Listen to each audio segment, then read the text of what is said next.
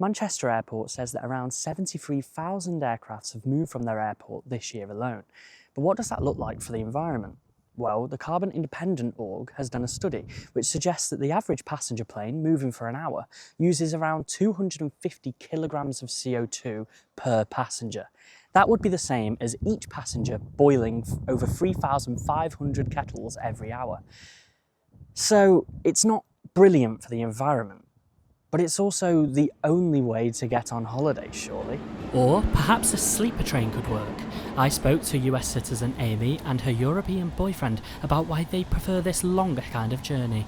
Yeah, definitely in America too, to have a railway system like the one in Europe would be amazing, and I think people would use it, but here people are so accustomed to using trains and public transport, and I really enjoy it as well, and of course it has a much lower carbon footprint, So why don't more people use this transport? Yeah, I think mostly money, and I think they should be a bit quicker because it takes so much time. Yeah. Like a flight is 2-3 hours and a train ride is 15 hours.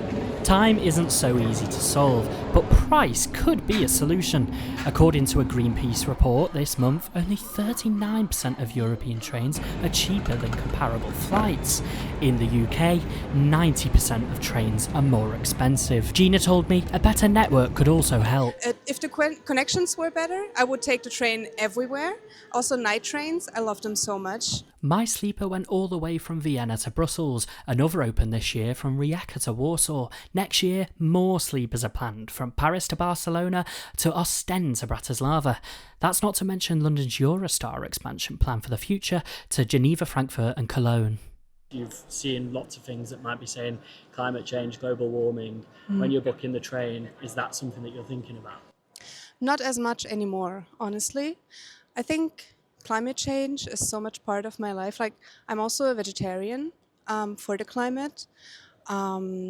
Taking a train is just normal for me, to be honest. But perhaps going green shouldn't be up to the individual.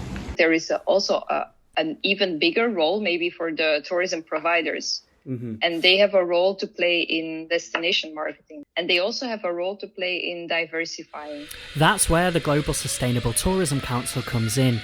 They help to manage the standards of sustainability, like waste management and renewable energy. They also help to certificate destinations, transport and businesses as sustainable partners. They say tourists now seek sustainable choices, leaving businesses no choice but to get on board. So, climate change is having an impact on tourism, but perhaps it's moving in the right direction.